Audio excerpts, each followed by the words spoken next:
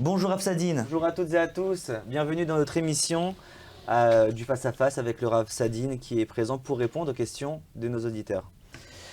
Alors Joseph de Rahanana, 33 ans. Question très courte. Quelle est la place du plaisir dans le judaïsme? Très bonne question parce que c'est une place centrale. Mais centrale mais ambiguë. Dans la mesure où le Messiah Tchecharim dit cette phrase étonnante, l'onivra Adam et l'alitaneg ba Hashem. Donc c'est pour ça que j'ai fait un temps d'arrêt. L'homme n'a été créé que pour jouir de Dieu. Donc comme si on disait que la colonne vertébrale de l'existence humaine, c'est la jouissance, ce qui est tout à fait incroyable. La jouissance, donc le plaisir, mais vers Dieu. Alors c'est quoi cette histoire? Alors l'histoire est très simple, vous savez. C'est que la jouissance, le plaisir, c'est une adhésion. On dit par exemple dans l'étude de la Torah, En Adam Lomed, Libo Chafetz. Un homme ne peut étudier que ce qu'il désire et qu'il prend plaisir à étudier. Ça veut dire qu'on arrive véritablement à une symbiose avec quelque chose que quand le flux du désir et du plaisir passe. Et on est ici dans une sorte de très grande difficulté. Parce que d'un côté, effectivement, on a cette lutte contre le Yetzer Hara quotidien. Ça veut dire qu'il y a des plaisirs qui sont en vérité le corps autonome, qui est coupé du sens et qui voudrait t'amener directement vers une vie bestiale, qui est à combattre dans la Torah.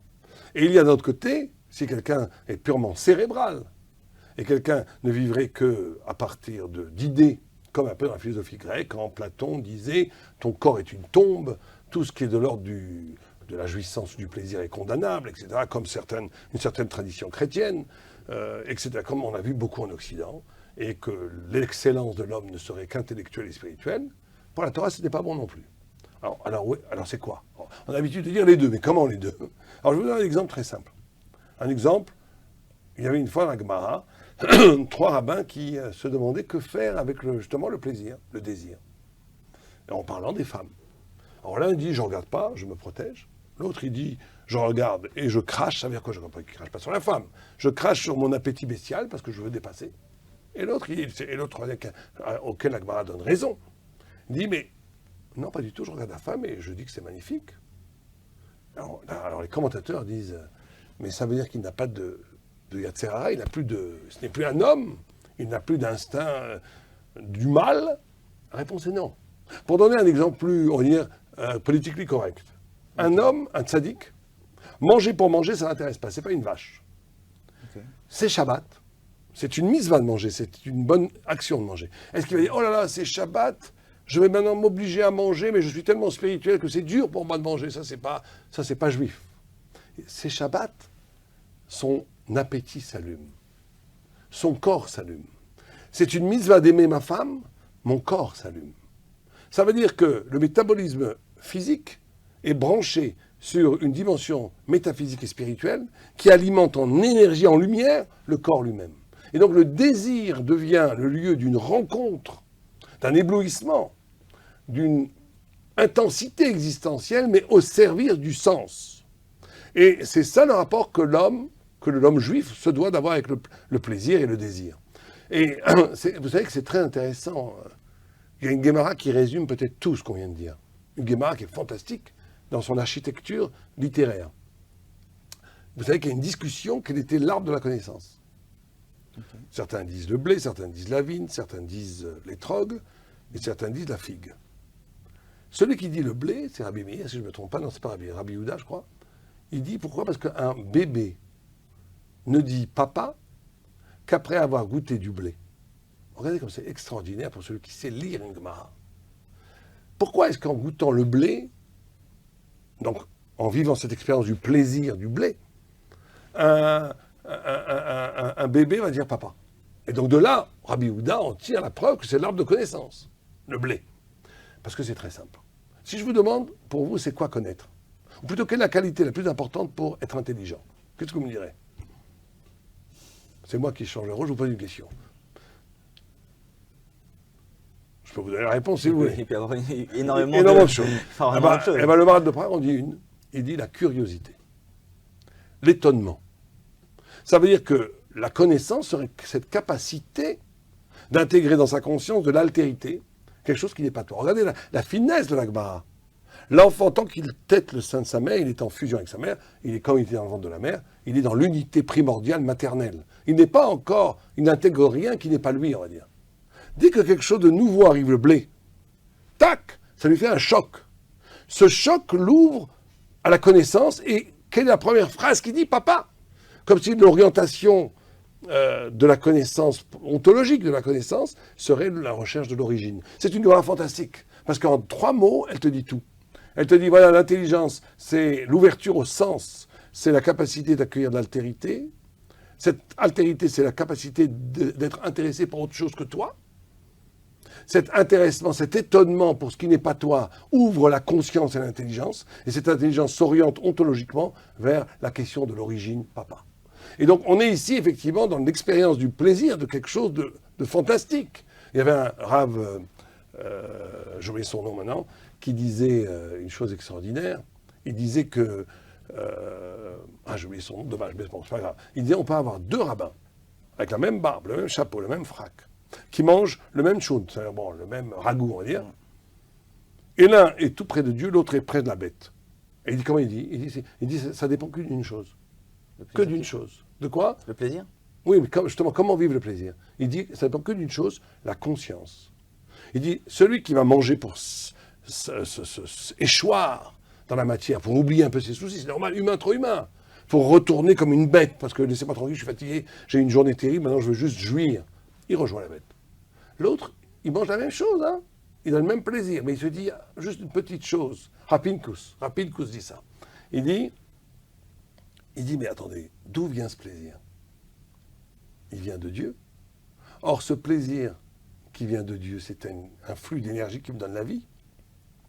Or, la vie, c'est comme un bébé qui tète le sein de sa mère, qui est en fusion avec sa mère. Eh bien, l'expérience de la jouissance, de la nourriture, du plaisir, peut être l'occasion d'une écoute, ça veut dire d'une adhésion, d'une harmonie avec le divin, plus fort que la prière. Parce que c'est tout mon corps qui est investi, qui est traversé par cette vibration du plaisir. Mais je vais lui donner un sens. Quel sens je vais lui donner? Un sens d'une relation avec Dieu. Dieu, à cet instant, me donne la vie. Moi, je suis père. Je veux que mes enfants soient heureux, bon, d'une chose, mais j'aime aussi les voir prendre plaisir.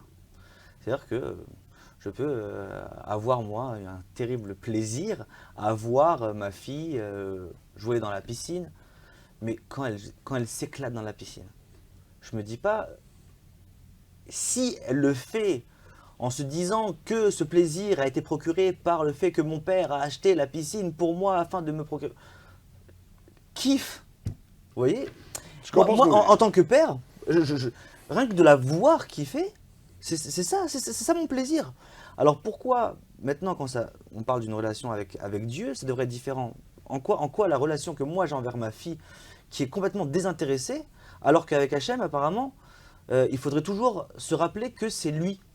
Je comprends, c'est une très bonne question, vous posez, très profonde en vérité. Mais je vais vous dire pourquoi. Parce qu'en vérité, votre fille, quand elle s'éclate dans la piscine, elle est avec vous.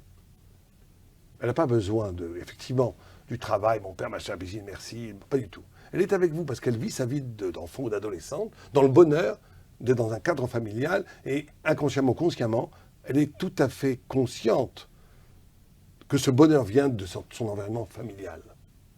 Or, nous dit le Maharal de Prague que la racine du mal, c'est l'autonomie face à Dieu. Ça veut dire, dès le début de la création, dit le Maharal de Prague, le fait qu'il y a création, c'est-à-dire le fait qu'il y ait autre chose que Dieu, c'est déjà l'origine métaphysique la plus ultime du mal.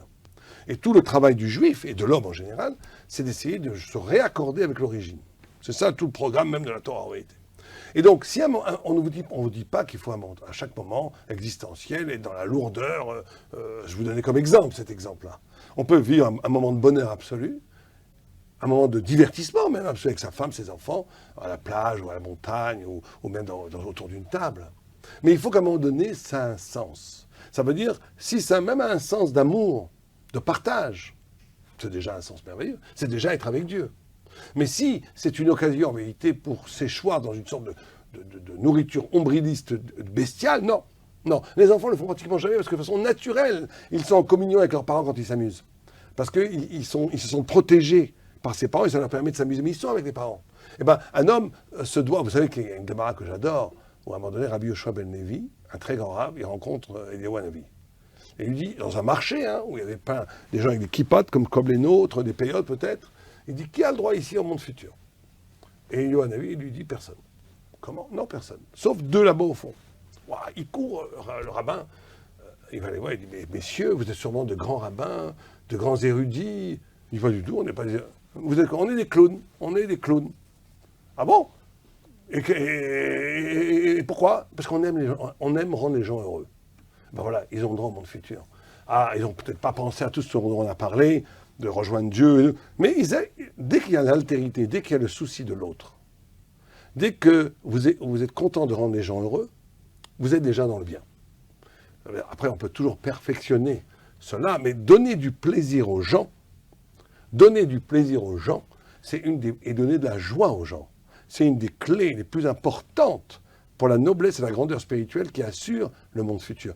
C'est des choses très simples. Hein. Quand vous voyez quelqu'un au travail qui est un peu triste, un peu fatigué, hein, qui traverse une épreuve, ben un petit sourire, un petit souci de l'autre, l'inviter à boire un café. Hein. Mais c'est des mitzvot incroyables. Incroyable. On croit que ce que Dieu veut avant tout, c'est que nous ressemblions à Dieu. Tselem Elohim, à l'image de Dieu. Or, Dieu ne fait rien pour lui, puisqu'il n'a besoin de rien. Il est toujours dans l'altruisme le plus radical, le plus absolu. Ben, l'homme ressemble un peu à Dieu quand il est capable d'altruisme. Or, l'altruisme passe pas que par les bonnes paroles, quoique c'est très important aussi, des fois, de rendre heureux quelqu'un avec des paroles, mais aussi de donner du plaisir aux gens. Et quand vous invitez des gens au restaurant ou chez vous, vous les invitez à une expérience de sympathique, c'est une immense mitzvah. Maintenant, il faut bien comprendre quand même que le but métaphysique de tout, c'est que ce plaisir soit transformé en relation au divin aussi. Mais ce n'est pas forcément la lourdeur dont on a l'habitude en Occident. On est obligé d'être en un couvent pour être en fusion avec Dieu. On peut être avec Dieu dans l'euphorie, en chevauchant un cheval au bord de la mer, en voyant la poétique de la beauté du monde, en voyant le sourire d'un enfant. De rendre grâce à la merveille de vivre. Et ça, c'est être avec Dieu dans le plaisir. Très bien. Merci beaucoup, Rav. Passez une bonne journée.